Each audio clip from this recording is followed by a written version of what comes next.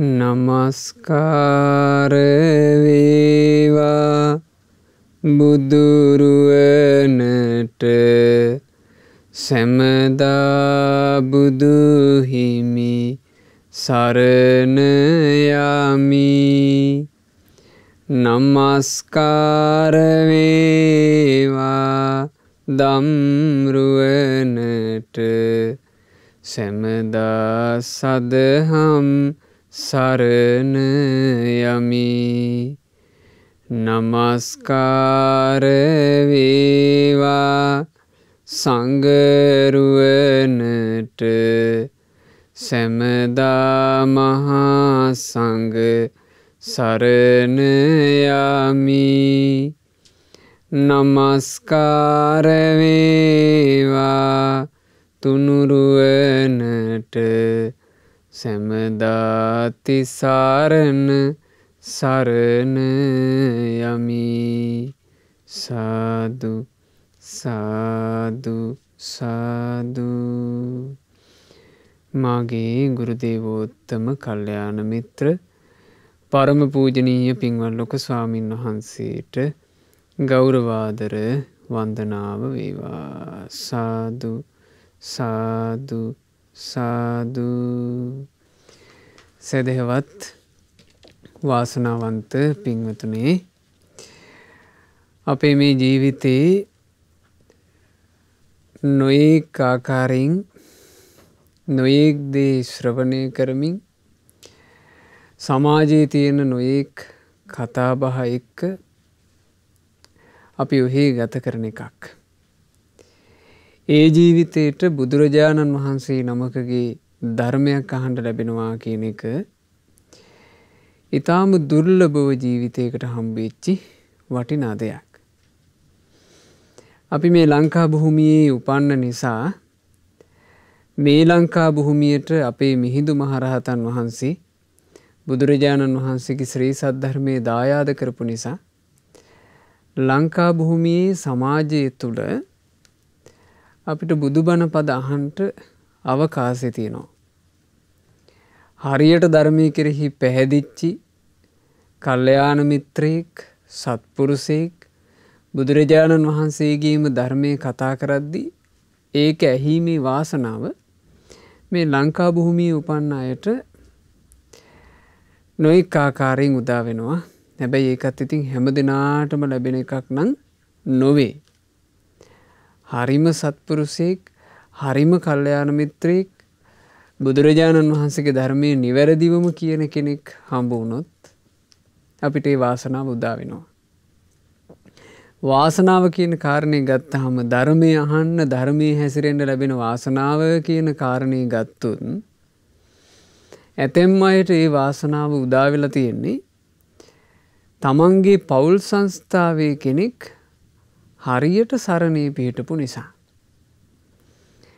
තමන්ගේ පෞල් සංස්ථාව තුළ, තමන්ගේ පෞල් පසුබිම තුළ එක්කෙනෙක් හරි හිටියොත් හරියට ධර්මයේ පිහිටපු, ඒක ඒ පවුලේ අනිත් හැම දෙනාට ආශිර්වාදයක් බවට පත් වෙනවා.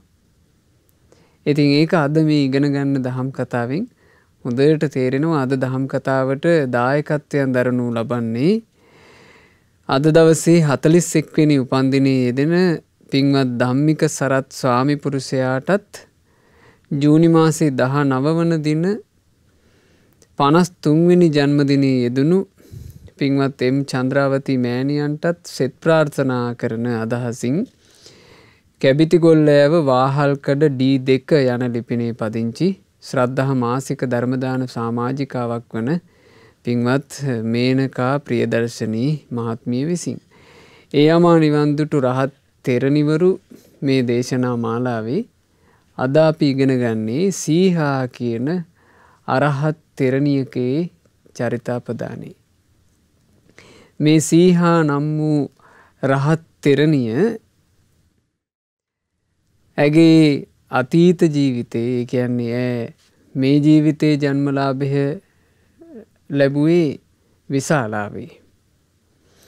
විශාලාවේ ඔබ අහලා ඇති සීහ සේනාපති කියලා කෙනෙක් ගැන. ධර්මය අහනකොට අහලා ඇති ඔබ සීහ සෙම්පති. ආන්ගේ සීහ සෙම්පතිගේ නැගණියගේ දුව විදිහටයි මෑ උපන්නේ. අතීත ජීවිතේ ගොඩාක් පින් කරගෙන තිබුණු කෙනෙක්. එහෙම පෙර ජීවිතවල කරපු පින්බලය නිසා බුදුරජාණන් වහන්සේගේ ධර්මයේ කෙරෙහි හිත් පැහැදුණු තෙරුවන් සරණ ගියපු ශ්‍රාවක ශ්‍රාවිකාවෝ වන පවුල් පසුබිමක ඕනෑට උපදින්ට වාසනාව ලැබුණා. ඒ තෙරුවන් සරණ ගියපු ශ්‍රාවක ශ්‍රාවිකාවෝ හිටපු පවුල් පසුබිම මොකද්ද? සීහ සෙම්පතිතුමාගේ පවුල් පසුබිම. සීහ සේනාපති. සීහ සේනාපති සම්බන්ධයෙන් බොහෝ දේශනා කිහිපයක්ම සූත්‍ර පිටකයේ අන්තර්ගත වෙනවා. ඒ දේශනා අතරේ සීහ සේනාධිපති බුද්ධ ශාසනයට පැහැදුනේ කොහොමද? අනේ කාරණේ අපිට මේ අද දේශනාවෙන් ඉගෙන ගන්න එක වටිනවා. මොකද සීහා අරහත් උත්තමාවියගේ සිදුවීමට ඒකත් සම්බන්ධ වෙන නිසා. සීහ සේනාපති කියලා කියන්නේ පින්වතුනේ විශාලා මහනුවර හිටපු රාජකීය සෙම්පතියෙක්, සේනාපති කෙනෙක්. භාග්‍යතුන් වහන්සේ ඒ කාලේ විශාලා මහනුවරට වැඩම කළා. විශාලා මහනුවර කූටාගාර ශාලාවේ තමයි භාග්‍යතුන් වහන්සේ ඒ කාලේ වැඩ වාසය කළේ. ওই කාලේ ප්‍රසිද්ධ ලිච්ඡවීන් රැස්වීම් ශාලාවට එකතු වුණාම මේ ලිච්ඡවීන්ගේ තිබුණේ සමූහාණ්ඩු ක්‍රමයක්නේ. එතකොට පිරිස ඒකරාශී වෙලා නිතර සාකච්ඡා කළා. ලිච්ඡවීන් සම්බන්ධයෙන් ගත්තාම ලිච්ඡවීන්ගේ තිබුණා නිතර සමගියෙන් රැස් වෙන බව, සමගියෙන් රැස් වී සමගිව සාකච්ඡා කරන බව, සමගිව සාකච්ඡා කොට සමගිව විසර යන බව. මේ නිසා නිතර රැස්වීම. ওই රැස්වීම වලට එකතු වුණාම බොහොම ප්‍රසිද්ධ නම ගියපු ලිච්ඡවී පිරිස එකට එකතු වෙලා නොඑක ආකාරයෙන් බුදුරජුන්ගේ ගුණ කියන්නේය. ධර්මයේ ගුණ කියන්නේය. සංගරුවනේ ගුණ කියන්නේය. බලන්න ඒ කාලේ වෙනස. අමාත්‍යවරු රැස්වීම් ශාලාවල කතා කරේ බුදු ගුණ, දහම් ගුණ, සංඝ ගුණ. මේ සිදුවීම වෙනකොට සීහ සේනාපති කියලා කියන්නේ නිගණ්ඨ ශ්‍රාවකෙක්. නිගණ්ඨ නාත පුත්තගේ ශ්‍රාවකෙක්. නිගණ්ඨ නාත පුත්තට පැහැදිලා හිටපු කෙනෙක්. මේ නිගණ්ඨ ශ්‍රාවක සීහ සේනාපතිට අනික් අය බුදු ගුණ කතා වෙන හැටි, ධර්මයේ ගුණ කතා වෙන හැටි, සංගරුවනේ ගුණ කතා වෙන හැටි අහන්න ලැබෙනවා. අහද්දි මෙයාට හිතුණා නිසක වශයෙන්ම මේ භාග්‍යවත් අරහත් සම්මා සම්බුද්ධ කියලා කියන මේ භවත් ගෞතමයන් වහන්සේ ඒකාන්තයෙන්ම රහතන් වහන්සේ නමක් වගේ, ඒකාන්තයෙන්ම සම්මා සම්බුදුරජාණන් වහන්සේ නමක් වගේ. මොකද මේ ප්‍රසිද්ධ ලිච්ඡවී වරුනේ ඒ බුදුරජාණන් වහන්සේට ධර්මයට සංගරුවනට මේ පැහැදිලා තියෙන්නේ. මාත් කොයිකටත් බුදුරජාණන් වහන්සේව බැහැ දකින්න ගියා නම් හොඳයි. ඔන්න හිතුණා. හිතුවිල්ල උපන්නට පස්සේ සීහ සේනාපති කල්පනා කළා මගේ ස්වාමියා එහෙම නැත්නම් මං සරණ කරගත්ත ශාස්ත්‍රූවරයා නිගණ්ඨනාත පුත්තනේ. නිගණ්ඨනාත පුත්තට ওই කාරණේ නොකියා යන එක හරි නෑ. නිගණ්ඨනාත පුත්ත ළඟට ගිහිල්ලා කියනවා ස්වාමීනි මාත් කල්පනා කළා මේ ශ්‍රමණ භවත් ගෞතමයන් වහන්සේ ළඟට ගිහිල්ලා පොඩ්ඩක් කතා බහ කරලා සුහදව හමු වෙලා ඉන්න. එතකොට නිගණ්ඨනාත පුත්ත කියනවා මොනවා සීහේනි ඔබ වනාහි ක්‍රියාවාදී කෙනෙක් නොවේ. ක්‍රියාවාදී කියලා කිව්වේ වෙහෙසිලා මහන්සි වෙලා කටයුතු කිරීම ගැන වර්ණනා කරන කෙනෙක්. වීරිය උත්සාහය කියන එක වර්ණනා කරන කෙනෙක්. දැන් සෙම්පතිවරුනේ. සෙම්පතිවරු කිව්වහම ඒ සෙම්පතිවරු කියලා කියන්නේ රාජ්‍යයේ පැවැත්ම වෙනුවෙන් යමක් උත්සාහයෙන් කැපවීමෙන් කරන අයනේ. ඉතින් නිගණ්ඨනාත පුත්ත මේ අයන්ව තියාගෙන ඉඳලා තියෙන්නේ ඒ අයගේ මූණට මෙහෙම වර්ණනාවල් කර කර. නිගණ්ඨනාත පුත්ත කියනවා ඔබ ක්‍රියාවාදී කෙනෙක් නොවේ. ඔබ හරියට මේ මහන්සි වෙලා කැප වෙලා වැඩ කරන කෙනෙක් නොවේ. අක්‍රියවාදී ශ්‍රමණ ගෞතමයන් දැකීමට එළඹෙනවා කියලා කියන්නේ ඔබට ගැලපෙන්නේ නැති එකන්නේ. අක්‍රියවාදී කියලා කියන්නේ ක්‍රියා නොකර ඉඳීම වර්ණනා කරන. ඔහොම බොරුවක් කියලා දීලා තිබ්බා. නිගණ්ඨනාත පුත්ත සීහසේනාපතිට මහා පට්ටපල් බොරුවක් කියලා දීලා තිබ්බා. බුදුරජාණන් වහන්සේ මේ කටයුතු කිරීම, වීරිය කිරීම වර්ණනා කරන කෙනෙක් නෙමෙයි. කැපවීම වර්ණනා කරන කෙනෙක් නෙමෙයි. ඒ නිසා උන්වහන්සේ ළඟට ගියා කියලා ඇති වැඩක් නැහැ. සීහේනි ශ්‍රමණ ගෞතමයෝ අක්‍රියවාදී කෙනෙක්. ක්‍රියාවන් නොකිරීම පිණිස දහම් දෙසන කෙනෙක්. ශ්‍රාවකයෝ හික්මුවන්නේ ඒ විදිහට. ඉතින් එහෙව් කෙනෙක් ගාවට ඔබ මොකට යනවද? ඔන්න අසත්පුරුෂයාගේ ආශ්‍රය නිසා සත්පුරුෂයෙක් ඇසුරු කරන්න තියෙන අවකාශේ සීහසේනාපතිට වැහුණා. සීහසේනාපතිගේ අදහස වෙනස් වුණා. ආයවතාවක් රැස්වීම් ශාලාවෙද්දී සීහසේනාපතිට අහන්න ලැබෙනවා එකතු වෙච්ච පිරිස බුදු ගුණ කතා වෙන හැටි, දහම් ගුණ කතා වෙන හැටි, සංඝ ගුණ කතා වෙන හැටි. ආයමත් හිතක් උපන්නා. මේ අය මේ කතා වෙන විදිහට නම් බුදුරජාණන් වහන්සේ කියලා කියන්නේ බැහැ දකින්නටම ඕන කෙනෙක්. මං කොයිකටත් නිගණ්ඨනාත පුත්තකින් අහලම බුදුරජාණන් වහන්සේ දකින්න යන්න ඕන. ආයෙ ගියා නිගණ්ඨයා ළඟට. නිගණ්ඨයා ආයෙ විස දැම්ම ඔළුවට. ආයෙමත් අහිමි වුණා. ආයෙමත් අහිමි වුණා බුදුරජාණන් වහන්සේ බැහැ දකින්න යන අවස්ථාව. ඉතින් දෙවෙනි වතාව. තුන්වෙනි වතාවෙත් සීහ සෙම්පතිතුමා රැස්වීම් ශාලාවේ ඉන්නකොට අහන්න ලැබෙනවා අනික් පිරිස බුදු ගුණ, දහම් ගුණ, සංඝ ගුණ කතා වෙන හැටි. මේ වතාවේ සීහ සේනාපතිතුමා මෙහෙම හිතුවා. මේ ප්‍රසිද්ධ ලිච්ඡවීවරු තමයි බුදු ගුණ, දහම් ගුණ, සංඝ ගුණ මෙච්චර කතා කරන්නේ. මේගොල්ලෝ මේ ක්‍රියා නොකරන අය නෙවෙයි, කැප වෙලා වැඩ කරන අය, රාජ්‍යයේ පැවැත්මට ගොඩාක් මහන්සි වෙන අය. එබඳු අයත් බුදුරජුන්ට පැහැදිලා, ධර්මයට පැහැදිලා, සංගරුවන්ට පැහැදිලා, එකත් එකටම මේ ශ්‍රමණ බවත් ගෞතම කියලා කියන්නේ සම්මා සම්බුදුරජාණන් වහන්සේ නමක් වගේ. මාත් මේ රාජධානියේ සම්භාවනීය කෙනෙක් නිසා මමත් ඒ උත්තමයන් වහන්සේව මුණ ගැහුණා නම් හොඳයි. හැබැයි මම මේ නිගණ්ඨයා ළඟට ගියොත් නිගණ්ඨයා මේක නවත්තනවාමයි. ඉතින් මං මේ නිගණ්ඨයන්ගෙන් අහන්නේ නැතුව ගියා කියලා නිගණ්ඨයෝ මට මොනව කරන්නද? බලන්න හිතුවේ හැටි. මා කියා ගියත් නොකියා ගියත් නිගණ්ඨයෝ මට කුමක් කරන්නද?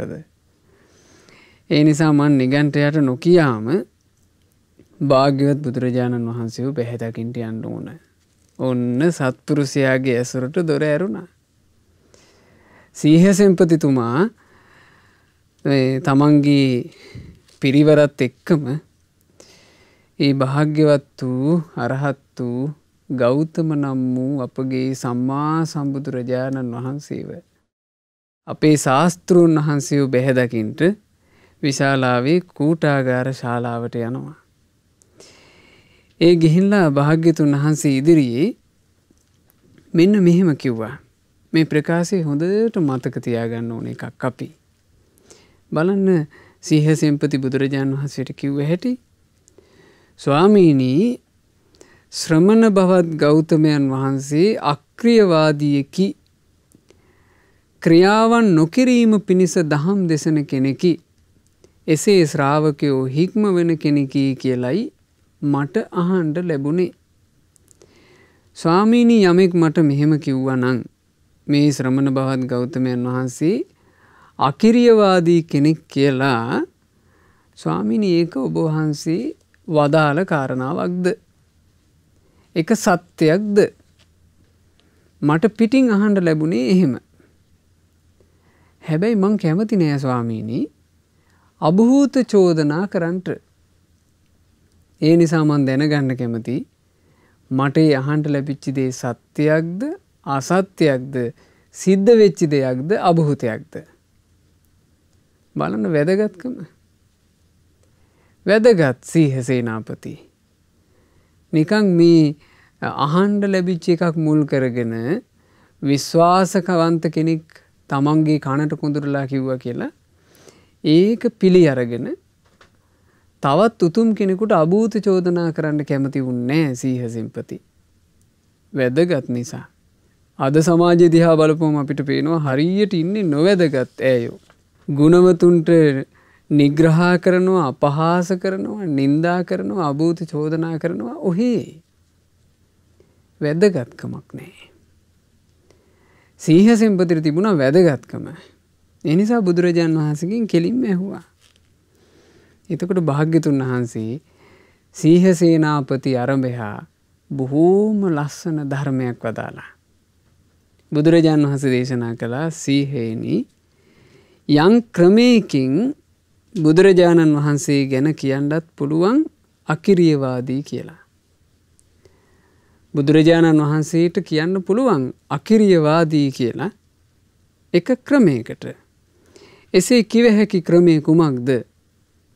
සීහේනි මම වනාහි නොකිරීමක් ගැන කියමි.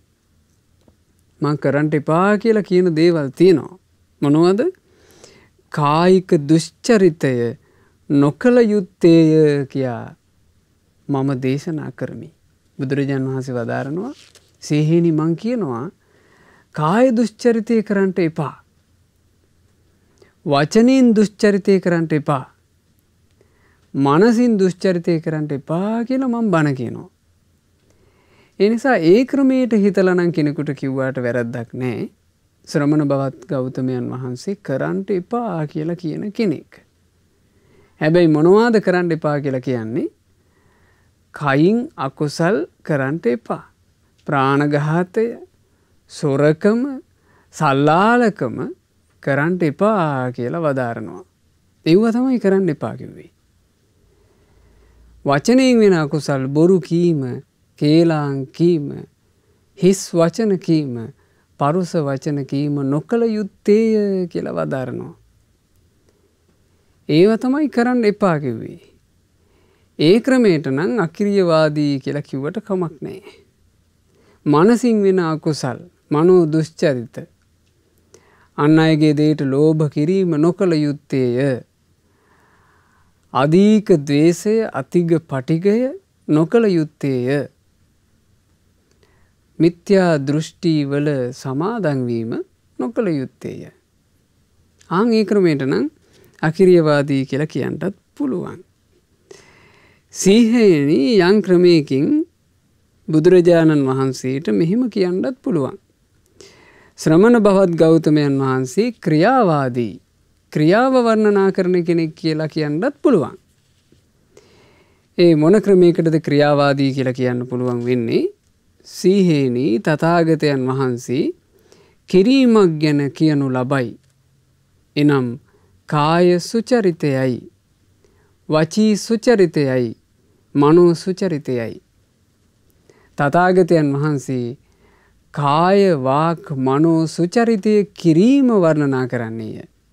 කය මුල් කරගෙන යහපත කළ යුත්තේය. වචන මුල් කරගෙන යහපත කළ යුත්තේය. සිත මුල් කරගෙන යහපත කළ යුත්තේය කියලා කිරීම වර්ණනා කරනවා. ඒ නිසා ඒ ක්‍රමයට ක්‍රියාවාදී කියලා කියන්නත් පුළුවන්.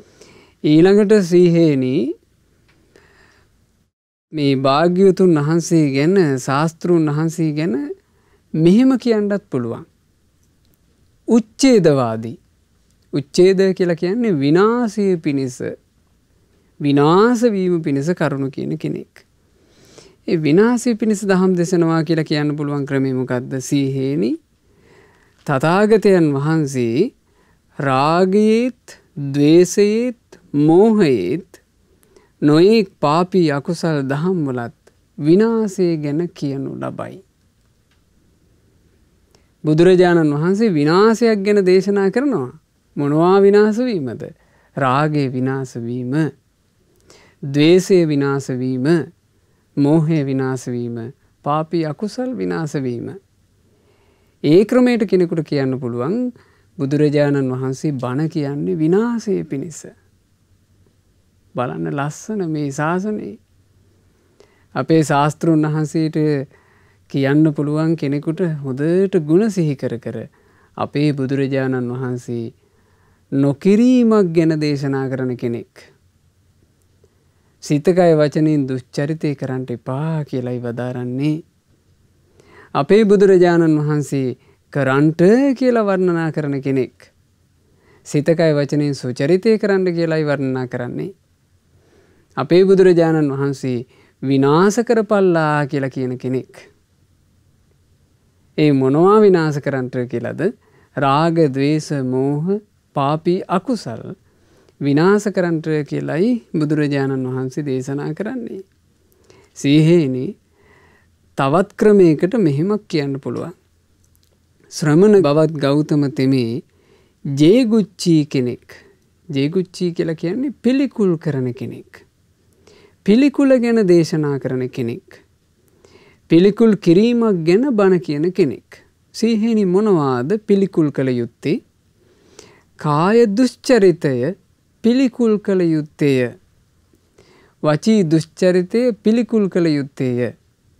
මනෝ දුෂ්චරිතය පිළිකුල් කළ යුත්තේය කියා බුදුරජුන් දහම් දෙසයි. පිළිකුල් කළ යුත්තේ දුෂ්චරිතය. ලාමක දේවල්. ආන් ඒවා පිළිකුල් කරන්නට කියලයි භාග්‍යතුන් වහන්සේ දහම් දෙසන්නේ.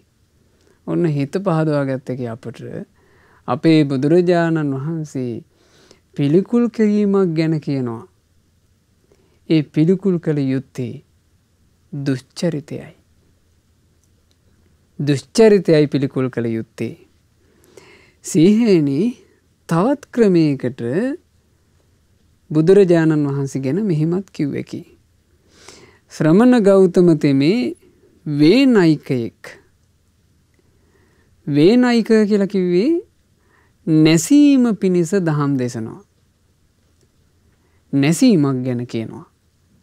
ඒ මොනවා නැසීම ගැනද? රාගයේ නැසීම ගැනය, ද්වේෂයේ නැසීම ගැනය, මෝහයේ නැසීම ගැනය, නොයෙක් පාපී අකුසලයන්ගේ නැසීම ගැනය. ඒ ක්‍රමයට බුදුරජාණන් වහන්සේ ගැන කියන්න පුළුවන්. බුදුරජාණන් වහන්සේගේ බණ නම් නැසීම පිණිස දේශනා කරන එකක්. එහෙම කියන්නත් පුළුවන්. සීහේනි තව ක්‍රමයකට මෙහෙමත් කියන්න පුළුවන්. ශ්‍රමණ බවත් ගෞතමයන් වහන්සේ තපස්වී කෙනෙක්. තපස්වී කියලා කියන එකේ අදහස පින්වතුනි තවනවා කියන අදහස. තවනවා කියන්නේ නිකන් පෙළනවා වගේ එකක්. තවනවා, පෙළනවා කියන අදහස බුදුරජාණන් වහන්සේ උදෙසා කියන්න පුළුවන්. ඒ කොහොමද සීහේනි තැවීම, පෙළීම කියන අදහස භාග්‍යතුන් වහන්සේට කිව හැක්කේ? සීහේනි බුදුවරු දහම් දෙසන්නේ කයින් වෙන වැරදි, වචනයෙන් වෙන වැරදි, මනසින් වෙන වැරදි, ඒ වගේම තවත් පාපී අකුසල් ඇත්නම් ඒවා තැවීම ගැනයි. ඒ අකුසල් බලවත් වීරියෙන්, ඊතා බලවත් වීරියෙන් දුරු කරන්න ඕන කියලායි බුදුවරු දහම් දෙසන්නේ. අකුසලයේ තුල පවතින්න දහම් දෙසන්නේ. වීරියක් වඩලා අකුසල් දුරු කරන්නටයි බුදුරජාන් වහන්සේලා බණ දහම් කියා දෙන්නේ. ආන් ඒ නිසා බුදුරජුන්ගේ ධර්ම දේශනාවට කෙනෙකුට කියන්න පුළුවන් කියනවා භාග්‍යතුන් වහන්සේ නම් තපස්වී කෙනෙක්. තැවීම ගැනයි කියන්නේ. සීහේනි තවත් ක්‍රමයකට බුදුරජුන්ට මෙසේද කිව හැක්කේය. අප ගබ්බෝ භවංගෝතමෝ. භාග්‍යතුන් වහන්සේ කියලා කියන්නේ ගැබෙන් බැහැරවීම පිණිස දහම් දේශනා කෙනෙක්. සීහේනි එහෙම කියන්නත් පුළුවන්. ඒ කොහොමද? තථාගත බුදුරජාණන් වහන්සේ යමෙකුට නැවත මව් කුසක නිදන පුනර්භවයක උපතක් ඇද්ද එය ප්‍රහාණය වීම ගැන දහම් දේශනාසේක. බුදුරජාණන් වහන්සේ දහම් දෙසන්නේ යලි නූපදීම පිණිස. යලි උපන්නොත් මේ සසර ගමනේ යලි යලි දුකමයි. ඒ නිසා දුකින් නිදහස් වීමක් ගැන බුදුරජුන් දහම් දෙසනවා. ඒ අර්ථයෙන් කෙනෙකුට බුදුරජාණන් වහන්සේ ගැන කියන්න පුළුවන් කියනවා මේ භාග්‍යතුන් වහන්සේ නම් ගැබෙන් බැහැරවීම පිණිස දහම් දෙසන කෙනෙක්. ඊළඟට සීහේනි තවත් ක්‍රමයකට මා ගැන කියන්න පුළුවන් කෙනෙකුට ශ්‍රමණ ගෞතමයන් වහන්සේ අස්වැසීම පිණිස බණ කියන කෙනෙක්. අස්වැසිල්ල උපද්දනවා උන්වහන්සේ බණ කීමෙන්. ඒ කොහොමද කියන්නේ? සීහේනි මම වනාහි පරම අස්වැසිල්ලෙන් අස්වැසී සිටිමි. පරම අස්වැසිල්ල කියලා කිව්වේ නිවන. නිවනට වඩා සැනසිල්ලක් මේ ලෝකේ තවත් කොහෙද? සියලු කෙලෙස් සංසිඳී ගිය පරම අස්වැසිල්ල වන නිවනේ සංසිඳී බුදුරජාණන් වහන්සේ අස්වැසීම පිණිසම දහම් දේශනාසේක. එනිසා කෙනෙකුට බුදුරජාණන් වහන්සේ ගැන කියන්න පුළුවන් අස්වැසීම පිණිසත් බණ කියන කෙනෙක් කියලා. දැන් මේ අන්‍යාගමික සීහසේනාපති කියන නිගණ්ඨ ශ්‍රාවකයාටයි බුදුරජාණන් වහන්සේ මෙහෙම කියා දුන්නේ. බුදුරජාණන් වහන්සේ වදාලා සීහේනි කෙනෙකුට නුවණින් සලකලා කරුණු කාරණා පහදාගෙන නම් එක එක නම් වලින් බුදුරජාණන් වහන්සේව හඳුන්වන්න පුළුවන්. ක්‍රියාවාදී කියලා කියන්නත් පුළුවන්. අක්‍රියවාදී කියලා කියන්නත් පුළුවන්. විනාශේ පිණිස බණ කියන කෙනෙක් කියලා කියන්නත් පුළුවන්. පිළිකුල පිණිස බණ කියන කෙනෙක් කියලා කියන්නත් පුළුවන්. දැන් අද කාලෙත් බුදුරජාණන් වහන්සේගේ ධර්මයේ ගැන එක එක කයි කතන්දර කියන්නේ. අර්ථ සලකලා කියන ඒවා නෙවෙයි. දෝෂාරෝපණය පිණිස කියන ඒවා. ගැරහීම පිණිස කියන ඒවා. හැබැයි ශ්‍රාවකයෙකුට නුවණින් සලකලා බුදුරජාණන් වහන්සේ ගැන ඕනනම් එහෙමත් සිහි කළ හැකි. ඉතින් ඔහොම කරුණු 8කින් බුදුරජාණන් වහන්සේ සීහසේනාපතිට ධර්මයේ දේශනා කළා. ඒ දහම් දේශනාව අහගෙන ඉද්දී සීහසේනාපතිගේ හිත බලවත්ව පැහැදුනා. සීහසේනාපති කියනවා අච්චරියං බන්තේ. දැන් බලන්න මුලින් කතා කරේ බවත් ගෞතම කියලා. දැන් පැහැදුනා. දැන් සීහසේනාපති කියනවා අච්චරියං බන්තේ ස්වාමීනි ආශ්චර්යයි. අභූතං බන්තේ ස්වාමීනි හරීම අద్භූතයි මනහරයි. ස්වාමීනි භාග්‍යතුන් වහන්සේ නොයෙක් ආකාරයෙන් සද්ධර්මයේ දේශනා කළා. මට හැඟෙන්නේ වහලා තිබ්බ දෙයක් ඇරලා පෙන්නුවා වගේ. යටපැත්තට හැරවිලා තිබ්බ එකක් උඩු අතට හරවලා හරි පැත්තට පෙන්නුවා වගේ. මං මුලා වෙලා හිටපු කෙනෙකුට හරි පාර පෙන්නුවා වගේ. ඇස් දෙකකුත් තියාගෙන අන්ධකාරයේ කට්ට කළුවරේ ඉන්න අයට මේ ලෝකේ බලාපල්ලා කියලා පහන් ආලෝක දැල්ලුවා වගේ. ස්වාමීනි අද පටන් මමත් බුදුරජාණන් වහන්සේවම සරණ යන්නෙමි. ධර්මය සරණ යන්නෙමි. ශ්‍රාවක සංගරුවන සරණ යන්නෙමි. අද පටන් දිවි ඇතිතෙක්ම තෙරුවන් සරණ ගිය උපාසකයෙකු ලෙස මාව පිළිගන්නසේක්වා. එහෙම ඉල්ලුවා. බුදුරජාණන් වහන්සේ වදාලා සීහේනි හොඳින් හිතා බලා කටයුතු කරන්නට. ඔබ වැනි ප්‍රසිද්ධ මිනිස්සෙක්ට හොඳින් හිතා බලා කටයුතු කිරීමයි යහපත් වෙන්නේ. ඇයි සීහසේනාපති කියලා කියන්නේ මහා ප්‍රසිද්ධ චරිතයක් විශාලාවේ. හැමෝම දන්නේ නිගණ්ඨ නාත පුත්තගේ ශ්‍රාවකයෙක්. එහෙම දන්නේ. දැන් ඒ සීහසෙන්පතිතුමා එක බණ කතාවකින්ම නිගණ්ඨයාවත් හැරලා තෙරුවන් සරණ යන්න ලැහැත්ති. බුදුරජාණන් වහන්සේ දේශනා කරනවා සීහේනි මේ ඔබ ප්‍රසිද්ධ චරිතයක්. ඔබ හිතලා බලලා කටයුතු කරන්න ඕන. එතකොට සීහසෙන්පති කියනවා ස්වාමීනි මං මේ කරුණිනුත් භාග්‍යතුන් වහන්සේ කෙරෙහි බොහෝ සෙයින් පැහැදුණු සිත් ඇත්තෙමි. සතුටු සිත් ඇත්තෙමි. ඇලුණු සිත් ඇත්තෙමි. භාග්‍යතුන් වහන්සේ මට දැන් මෙහෙමත් කියනවා නොවේ. සීහේනි හොඳට හිතලා බලලා කටයුතු කරන්නට, හිතලා බලලා කටයුතු කරන්නට කියලා. ස්වාමීනි අන්‍ය තීර්ථකෙක් ළඟට මං ගිහිල්ලා කිව්වා නම්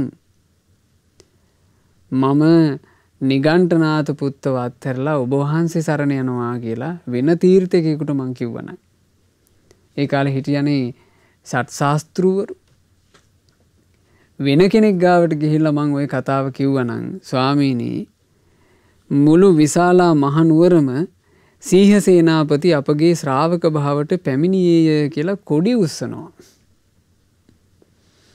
අනික් කෙනෙක් නම් ඕන්න සීහ සේනාපතියත් අපට පැහැදුනා කියලා කොඩි උස්සලා විශාලාවේ හැමතැනම කොඩි ප්‍රදර්ශනය කරයි කිව්වා. හැබැයි භාග්‍යතුන් වහන්සේ මෙහෙම සරණයන්ට සූදානම් වෙන මටත් කියනවා සීහේනි ඔබ වගේ ප්‍රසිද්ධ කෙනෙක් ඔයිට වඩා හිතා බලලා කටයුතු කළ යුත්තේ කියලා ස්වාමීනි මං ගැන දරාගන්ට අද පටන් දිවි හිමියෙන්ම මං තෙරුවන් සරණමයි යන්නේ. බුදුරජාණන් වහන්සේ එතකොට වදාලා සීහේනි ඔබේ නිවස බොහෝ කාලයක් මේ නිගණ්ඨයන් හට හරියට පැම් පොකුණක් වගේ තිබ්බ තැනක්. ඔබ නිගණ්ඨයන්ට බොහෝ දන් දුන්නා. ඒ නිසා සීහේනි ඔවුන් පැමිණි කල්හි දානය දිය යුතු යැයි සිතිය යුත්තේය. සිත් පහදවා ගන්නට ඕන පින්වතුනි අපි අපේ ශාස්ත්‍රුන් වහන්සේ ගැන. බුදුරජාණන් වහන්සේ කොච්චර කාරුණිකද. භාග්‍යතුන් වහන්සේ අර නිගණ්ඨයන්ගේ ලාභයට අනතුරු වෙනවට කැමති වෙන්නේ. බුදුරජාණන් වහන්සේ සීහ සෙන්පතිට කියනවා සීහේනි දැන් දන්න කියන කාලයක ඉඳලා නිගණ්ඨයෝ ඔබේ නිවසේ නිතර දානෙට එනවා. නිගණ්ඨයන්ට පැම් පොකුණක් වගේ ඔබේ නිවස. සීහේනි වළක්වන්න එපා. ඒ දානේ දිගටම දිය යුතුය කියා සිතන්ට ඕන.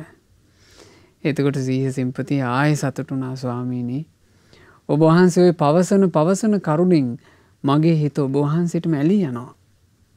මගේ හිත ඔබ වහන්සේ කෙරෙහිම පහදිනවා. ස්වාමීනි භාග්‍යතුන් වහන්සේ දැන් මාහට පැවසූ කරුණ මං අහලා තිබුණේ වෙනත් විදිහකටනේ. එනම් භාග්‍යතුන් වහන්සේ දේශනා කරන්නේ මෙහෙමලු. මටම දන් දිය යුත්තේය අන්‍යයන්ට දන් නොදිය යුත්තේය. මගේ ශ්‍රාවකයන්ටම දිය යුත්තේය අන්‍යයන් හට නොදිය යුත්තේ කියලා මෙහෙම කතාවක්නේ ස්වාමීනි අපි අහලා තිබුණේ. හැබැයි භාග්‍යතුන් වහන්සේම දැන් මට දේශනා කරනවා සීහේනි ඔබ මා කෙරෙහි පැහැදුනාට කමක් නැහැ. නිගණ්ඨයන්ට දෙන දානෙ නම් නවත්තන්න එපා. ඒක වුණහට දිගටම ඔබ දෙන්න. ස්වාමීනි මං තෙවනි වතාවටත් භාග්‍යතුන් වහන්සේවම සරණ යමි. මේ තෙවනි වතාවෙත් භාග්‍යතුන් වහන්සේ මා ගැන තෙරුවන් සරණී පිහිටි දිවි හිමියෙන් තෙරුවන් සරණී පිහිටි ශ්‍රාවකෙක් විදිහට දරාගන්න සේක්වා කියලා ඔන්න සරණ ගියා. ඒ සරණ ගියාට පස්සේ භාග්‍යතුන් වහන්සේ ඊටා බලවත්ව පැහැදී සිටින සීහ සේනාපතිට අනුපිළිවෙල කතාව වදාලා. දාන කතා, සීල කතා, සග්ග කතා, කාමානං ආදීනවානං, ඕකාරානං සංකිලේසානං.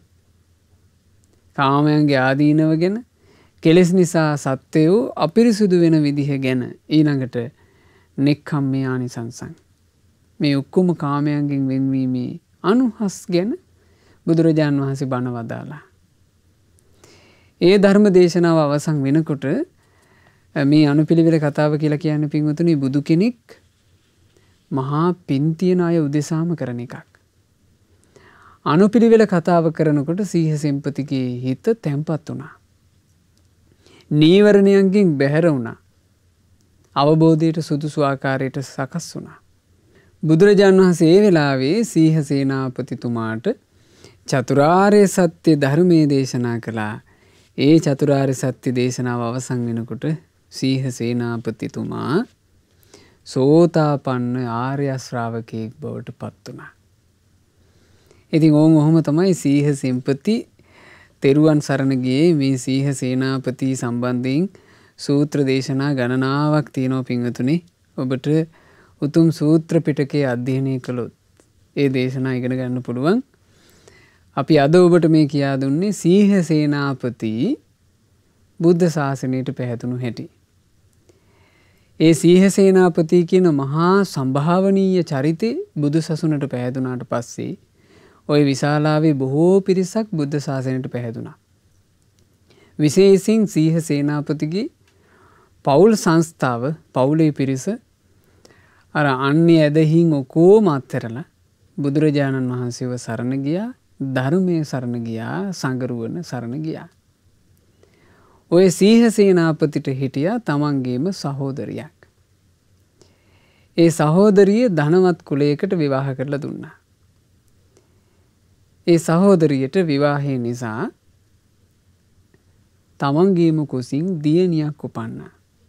ඒ දියණී පශ්චිම භවික තැනැත්තියක්, මහා පින් තිබ්බ තැනැත්තියක්. ඇයට නම දැම්මේ සීහා.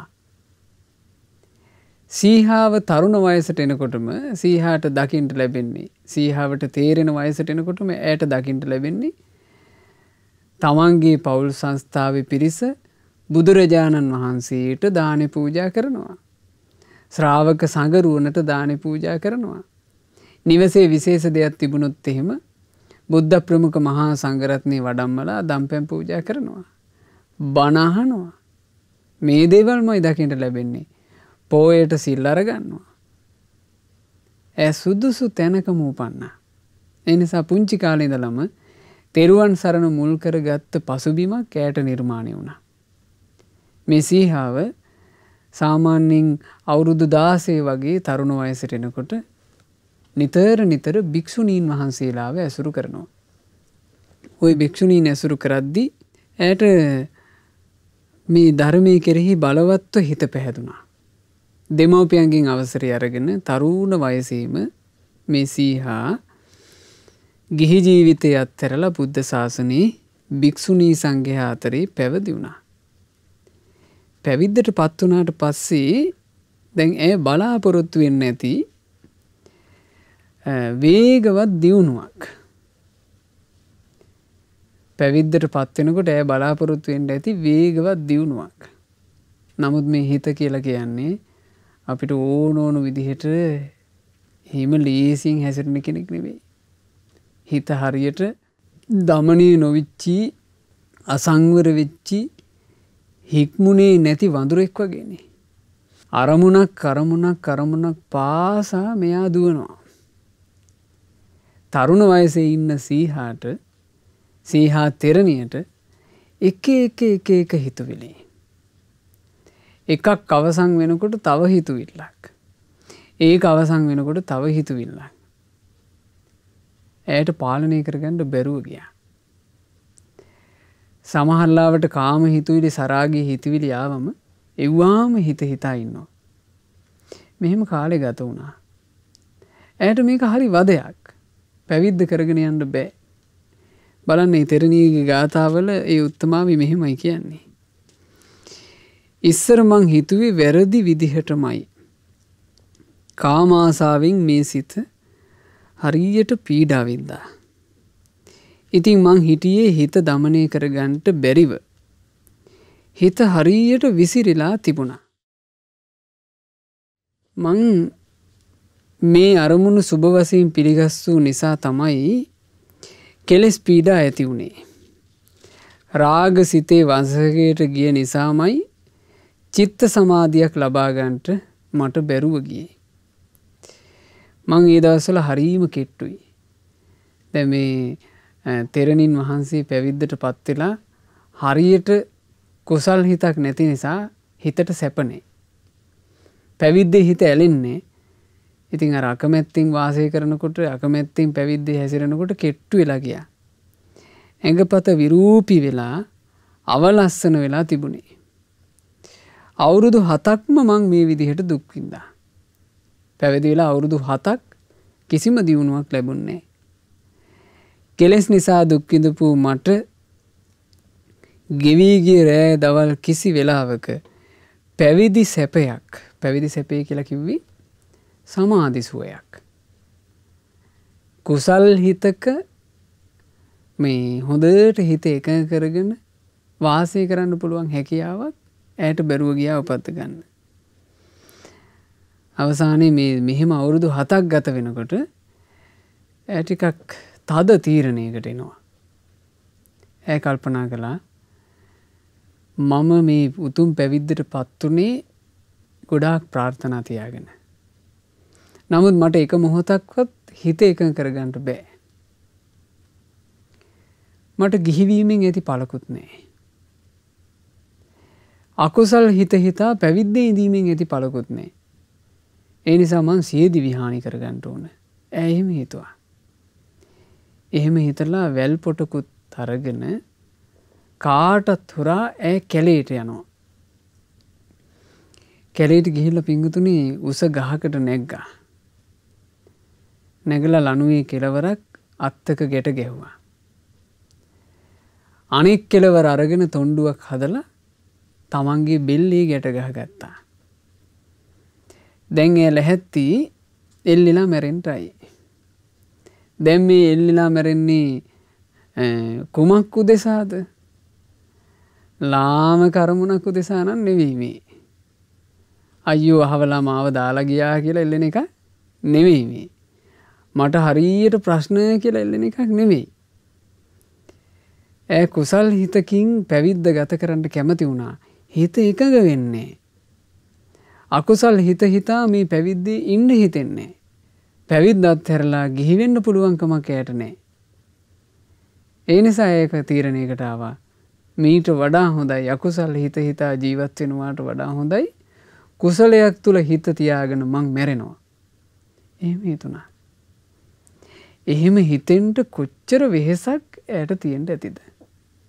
බලවත් වෙහෙසක් තිබුණා. ඉතින් දැන් ගහට ගොඩ වෙලා තමන්ගේ බෙල්ලේ තොණ්ඩුවකුත් දාගෙන අත්ත උඩ ඉඳගෙන ඈ හිතනවා. දැන් මං කොහොම මැරෙන්න යන එකනේ. මේ මැරෙන මොහොතේ මං හොඳට කුසල් හිතක හිත පවත්වන්න ඕන. නැත්නම් මගේ මරණය ලාමක එකක් වෙයි. එහෙම හිතලා මේ සීහා තෙරණී ගහ මුදුනේ ඉඳන් ගහේ අත්තේ ඉඳගෙන හිත එකඟ කරන්න මහන්සි ගත්තා. දැන් එයාට ඕනේ හොඳ තද බල කුසල් හිතක් ඇති කරගන්න. ඒ කුසල් හිතින් යුක්ත වෙච්ච ගමන් එයා පයින්නයි සූදානම. නමුත් බලන්න පින්වතුනි එයා සංසාරේ පින් කරපු කෙනෙක්. බෙල්ලේ තොණ්ඩුව දාගෙන හිත එකඟ කරන්න මහන්සි ගන්නකොට මේ අවුරුදු 7ටම නොලැබූ සුවයක් ඇයට ලැබුණා. ඇගේ හිත පුදුමාකාර විදිහට එකඟ වුණා. ඒ වෙලාවේ එකඟ හිතින් ඇය විදර්ශනා වඩන්න පටන් ගත්තා. ගහේ අත්තේ ඉඳගෙන සියලු කෙලෙස් නසා රහත් තෙරණින් වහන්සේ නම බවට පත් වුණා. ඒ ගැන මෙහෙමයි ඒ උත්තමාවී වදාළේ. අන්තිමේදී මං කඹයක් අරගෙන වනාන්තරයේ ඇතුළට ගියා. මේ පහත් ගිහි ජීවිතයට බැස ගන්නවට වඩා බෙල්ල වැලලාගෙන මැරෙන එක මට උතුම් කියලා හිතුවා. තොණ්ඩුව හොඳට සකස් කරලා ඒ කඹේ ගහේ අත්තක බැඳා. ඒ තොණ්ඩුව මගේ බෙල්ලට දාගත්තා. එතකොට මගේ හිත හැම කෙලෙස් වලින්ම නිදහස් වුණා. තොණ්ඩුව ගිලේ බැඳගෙන ඇය රහත්වයට පත් උනේ. අරහත්වයට පත් වුණාට පස්සේ තොණ්ඩුව බෙල්ලෙන් ඉවත් කරලා ඒ උත්තමාවී රුක්ෂයෙන් පහළට වැඩියා. පස්සේ කාලෙක ඒ සීහා නම් වූ රහත් තෙරණී පිරිනිවන් පාන්නට සූදානම් වෙනකොට තමයි මේ විස්තරේ අනිත් භික්ෂුණීන් වහන්සේලාට දේශනා කළේ. ඉතින් බුද්ධ ශාසනය කියන එක හරි ආශ්චර්යයි පින්වතුනි. එහෙමත් මේ ශාසනය තුල පින් තිබුණු අය කෙලෙස් නසා සැපයටපත් වුණා. යම් පෞල් සංස්ථාවක එක්කෙනෙක් හරියට තෙරුවන් සරණේ ශක්තිමත්ව පිහිටියොත් කොච්චර යහපතක් සිද්ධ වෙනවාද කියන කාරණේ මේ බණපදෙන් අපිට හොඳට තේරෙනවා. සීහා තෙරණියට අමානිවනේ සැනසෙන තැනටම පාර කැපුණේ සීහ සේනාපතිතුමා එදා තෙරුවන් සරණ ගියපු නිසා. ඒ නිසා තමන්ගේ ජීවිතේ තමන් හරියට තෙරුවන් සරණ තුල පිහිටනවා නම්, තමන් ශක්තිමත්ව තෙරුවන් සරණ තුල පිහිටනවා නම් ඒක තමන්ගේ පරපුරටම කරන යහපතක්. ඒක තමන්ගේ පරපුරටම කරන යහපතක්. ඒ නිසා පින්වතුනි ශක්තිමත්ව තෙරුවන් සරණ පිහිටන්ට බුදුරජාණන් වහන්සේට වඩා වෙනත් සරණක් මට නැත. ධර්මයට වඩා වෙනත් සරණක් මට නැත. ශ්‍රාවක සංගරුවනට වඩා වෙනත් සරණක් මට නැත. අනෙක් අය මොන දේ සරණ කරගත්තත් මම නම් තෙරුවන විතරයි සරණ කරගන්නේ. එහෙම තෙරුවන් සරණේ අපි පිහිටන්න ඕන. ඉතින් අද සීහා තෙරණියගේ ගාථා අපි ශ්‍රවණය කළේ, සීහා තෙරණියගේ උතුම් චරිතාපදානය. ඒ සීහා රහත් උත්තමාවියට නමස්කාර කරමින් අපිත් අධිෂ්ඨාන ඇති කරගනිමු. අපිටත් මේ ගෞතම සාසනයේ සුවසේ පිම්පුරාගෙන සුවසේ දහමේ හැසිරිලා ඒ රහත් තෙරණීවරු රහතන් වහන්සේලා නිවී සැනසුන අමා නිවන අවබෝධ කරන්ට ලැබේවා. සාදු සාදු සාදු. රැස් කළ සියලු පුණ්‍ය ධර්මයෝ සියලු දෙවියෝ සතුටු සිතින් අනුමෝදන් වෙත්වා. සක්දෙවිඳුන් සතරවරන් දෙවිවරුන් සෙම්පති දෙවිවරුන් ප්‍රධාන සියලු දෙවිවරු පින් අනුමෝදන්ව දෙවියෝ දිව්‍ය සැපයෙන් වැඩෙත්වා. ඒ සියලු දෙවියන්ගේ ආරක්ෂාව ආශිර්වාදය රැකවරණය අප හැම දිනාට දෙවියෝ නොවඩුවම සලසා දෙත්වා.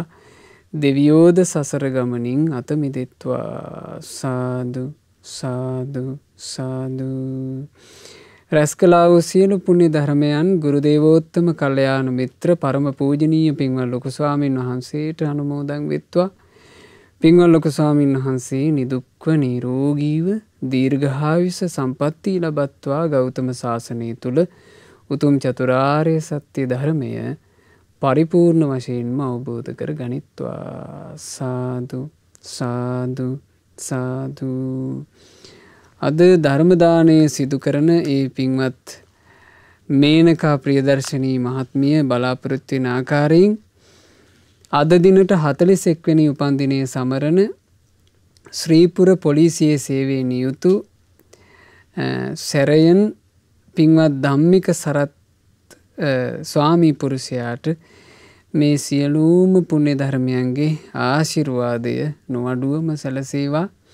ජූනි මාසයේ 19 වන දිනට 53 වෙනි උපන්දිනයේ යෙදුණු පින්වත් එම් චන්ද්‍රාවතී මෑණියන්ට මේ සියලු පුණ්‍ය ධර්මයන්ගේ ආශිර්වාදය සැලසේවා. තෙරුවන් සරණින් සියලු දෙවියන්ගේ රැකවරණයෙන් සියලු යහපත උදා වේවා. තමන්ගේ ජීවිතයට සුවසේ පිම්පුරා ගන්නටත් සුවසේ ධම්මග දියුණු කර ගන්නටත් ගෞතම සාසනය තුල චතුරාර්ය සත්‍ය ධර්මය අවබෝධ කරගන්නටත් වාසනාව ලැබේවා කියලා අපි සෙත් ප්‍රාර්ථනා කරනවා. මේනකා ප්‍රියදර්ශිනී මහත්මියගේ නමින් මිය පරලෝ යන්ට යෙදුනා වූ ආදරණීය දෙමාපියන් ඇතුළු සියලු ඥාති හිත මිත්‍රාදීන්ට පින් අනුමෝදන් වෙත්වා. ඥාතින්ගේ පරලෝ ජීවිතේ සැපයටමපත් වෙත්වා. ඒ ඥාතීනුත් මේ දුක් සහිත සංසාරයෙන් ඊතා ඉක්මනින් නිදහස් වෙත්වා කියන අදහසින් පින් අනුමෝදනා සිදු කරන්න.